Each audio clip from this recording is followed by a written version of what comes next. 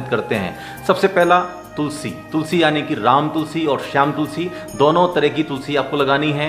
दूसरा है मीठा नीम, जिसे हम कड़ी पत्ता बोलते हैं, उसका पौधा भी आपको अपने घर में लगाना है। कड़ी पत्ते के सेवन करने से बहुत सारी शारीरिक बीमारियां दूर हो जाती हैं। तीसरा एलोवेरा, जिसे हम ग्वारपाठा या घृत कुमारी कहते हैं, तो एलोवेरा के सेवन करने से भी बहुत सारी बीमारियां ठीक हो जाती हैं और शरीर का कायाकल्प तक हो जाता है।